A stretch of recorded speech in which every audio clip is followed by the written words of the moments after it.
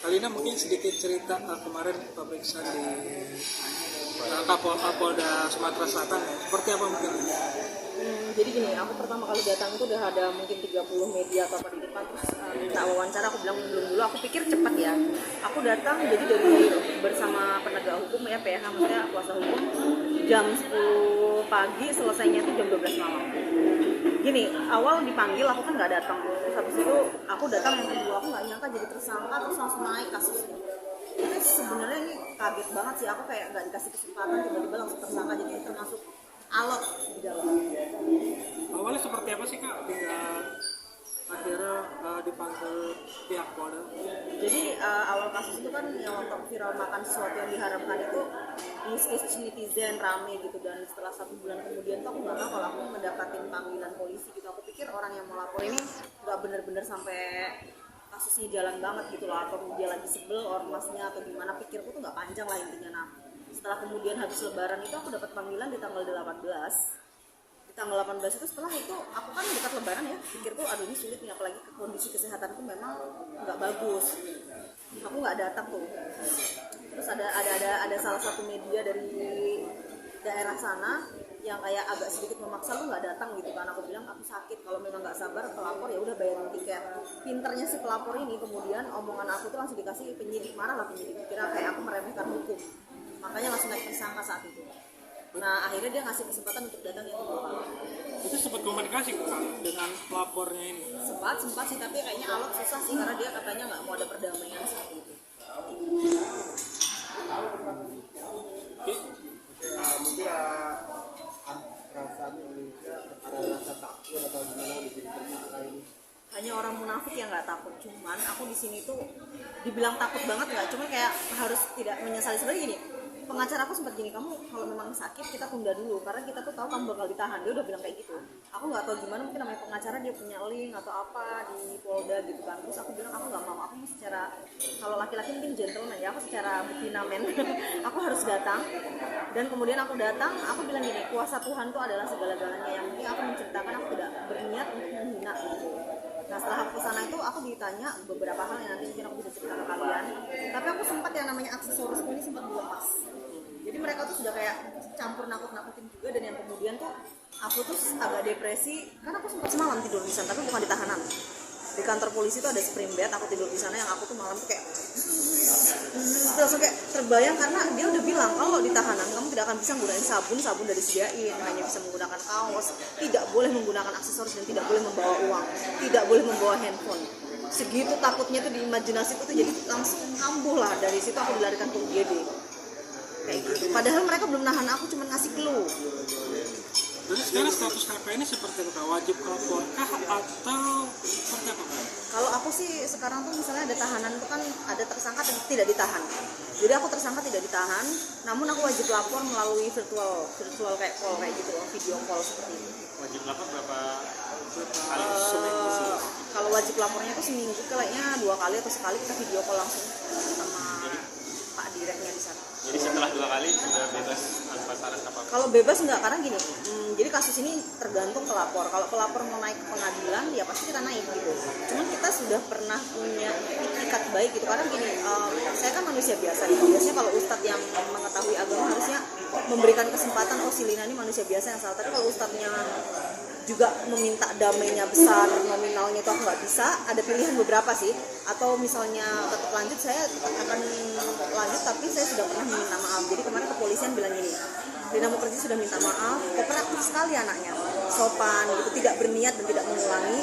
Jadi polisi sendiri bilang ya diusahakan nanti ya kalau bisa kita atur mediasi sama si pelapor, itu adalah salah satu ya. Tapi kalau masih sama pihak kepolisian diatur mediasi ternyata mereka tetap tidak mau, ya saya mengikuti proses sampai ke pengadilan, yang nggak tahu kapan ya, karena berkasnya kan harus lengkap. Tapi kan agak sedikit flashback ke belakang ketika mencicipi makanan itu, apa sih Kak yang dipikirin Kakak ketika spontanitas atau seperti apa? Iya, jadi gini, saat BAP itu sama pertanyaannya seperti penyidik bilang apakah kamu sengaja apa. Saya cerita, saya itu suka upload hal-hal yang tidak lazim, mungkin orang udah kenal ya dengan tingkah laku saya juga. Maksudnya itu gini loh, saya ngupload, saya nggak ngedit dulu. Harusnya kan, kenapa penyidik ini sampai naikkan tersangka? Salah satunya dipikirnya saya itu ngedit dulu. jadi mengambil kesempatan untuk mungkin mendapatkan popularitas dan endorsement. Dan saya cerita selama ini bahwa video saya ini tidak pernah diedit, saya ngupload asal. Nah di situ dia penyidik baru tahu anak ini ngasal dan tidak tahu gitu. Jadi kalau misalnya kita sengaja diedit, sengaja cari viral, sengaja cari tenar, wah itu langsung jadi tersangka. Tapi pas dilihat saya nggak pernah diedit. Jadi saya ngupload apa aja 2-3 video tanpa dilihat lagi apakah itu bagus atau enggak. Dari situ dia pikir dia tidak bermaksud. Nah di situ ada nilai plus. Yang penyidik senangnya itu maksudnya selain jujur anaknya tidak berniat untuk menyakiti orang lain. Tapi kan saat kakak yang mencoba, kan kita tahu sendiri video itu kan haram lah buat bagi kita. Itu dipikirkan emang, yaudah scan aja lah, gue cobain lah. Jadi gini, buat fans atau gimana? sebenarnya aku tuh udah makan sih sebelumnya, tapi yang kulitnya nggak pernah ini kan kriuk ya. Nah terus waktu itu ada di depan gitu aku coba lah makan. Nah mungkin refleks baca basmalah Allah karena kebiasaan juga, dan memang mungkin ini kebodohan saya lah sekali lagi. Harusnya jangan kayak gitu karena memang kita tuh begini, kita selalu bisa bilang aku tidak minum, tapi orang lain kan nggak tahu, apalagi itu kan mungkin sakral banget gitu. Jadi saya tuh juga mengaku salah, tapi sebenarnya sudah mengaku salah gitu kan saya udah bolak-balik minta maaf 5 kali, tapi kan kembali lagi sakit hatinya orang kita nggak tahu. Mungkin membuat para netizen dan yang lain itu dengan mulai baca basmalah itulah yang membuat hujat pada marah mereka itu. Ya benar-benar. Dari situlah kak. Tapi ada konten kreator lain juga sama loh menggunakan kayak gitu, tapi ya nasibnya naas gitu. Dan saya mengakui saya salah sekali gitu kan, sebagai konten kreator itu dengan follower yang jutaan ya. Itu harus mendidik yang baik, berbuat yang baik, berkat apalagi soal agama itu sensitif, ini pelajaran dan saya kapok. Karena saya satu hari itu udah ngerasa saya kayak ditahan. Karena semuanya udah saya lepas gitu, jadi kayak begini kapok, nggak mau lagi. Karena takut banget urusan sama polisi ini terakhir kali. Terus terang depresi berat, sampai sekarang lambungku suka kayak sakit gitu loh. Tapi setelah terlepas dari kita makan haram atau nggak halal, emang setiap makan kita emang harus baca bismillah gitu. Iya sebenarnya benar kata rekan media, kalau menggunakan bismillah mungkin sebuah kebiasaan. Tapi maksud aku gini, ke depan mungkin BAB ini kan sensitif di kita gitu. Jadi aku lebih harus berpikir orang tuh bisa nggak suka loh, tuh tahu haram orang nggak suka. Jadi sensitif orang beda. Kayak misalnya kita minum alkohol gitu, mungkin nggak sesensitif makanan ini gitu. Ada timbul pertanyaan nggak kalau emang nggak bisa baca bismillah, baca apa dong kalau kita makan hal-hal kayak gitu? Sebenarnya pro kontra loh, yang bela saya juga banyak banget. Itu adalah salah satu masukan untuk kepolisian juga. Maksudnya si Lina ini kan salah, tapi kenapa hukumannya lebih dari korupsi juga? Dan maksudnya dia muslim, dia bisa aja keceplosan. Nah itulah yang membuat sampai detik ini saya bisa, penyidik itu kasih kesempatan aku tuh kayak tahanan luar lah bahasanya. Karena dari pernyataan-pernyataan ini banyak netizen juga yang mungkin kan orang kan kritis, netizen ya sekarang itu orang bisa mengkritik apa segala macam. Kalau dia muslim ya itu salah, dia refleks.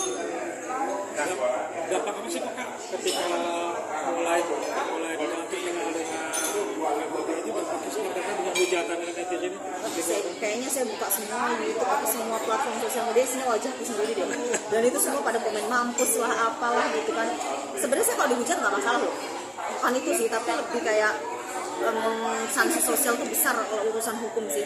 Kalau dihujat kan kita bisa tutup telinga, tapi kalau kita dipanggil penyidik terus diancam mau diciduk, itu udah lebih kayak teroris, mengerikan sekali. Dan saya sampai sekarang ini kayak merasa disambar petir, ini kok bisa hal ini terjadi. Biasa kan suka lihat rekan artis nih ditangkap, entah narkotika lah, entah pencurian lah, entah ini entah itu. Saya cuma ngeliat dia ditangkap ya, habis itu dia nangis-nangis terus rekan media ngolok-ngolok gitu. Aku tuh suka dalam hati, sekarang saya ngeliat sendiri ketika saya ditangkap gitu kan, tiba-tiba langsung tapi nggak ada media yang teriakin loh, terima kasih buat rekan-rekan media, nggak ada yang ngin aku, kamu kerja kamu, nggak ada, semua baik loh, cuma nanya ini hari ini saat.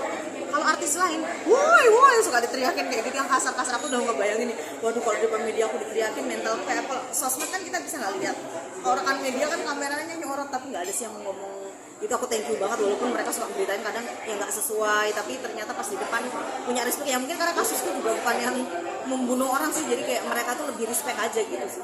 Sebagai wartawan saya harus respect sama dia. Tapi suka wartawan juga neriak-neriakin orang. Viral, apa segala sesuatu kan setelah viral, nah itu jadi banyak ulama turun, makanya polisi kan pasti akan ada tekanan dari masyarakat ketika ulama ormas turun. Di situ lah polisi cepet-cepet ngamanin aku seperti itu, karena katanya sangat meresahkan sekali dan viral sekali.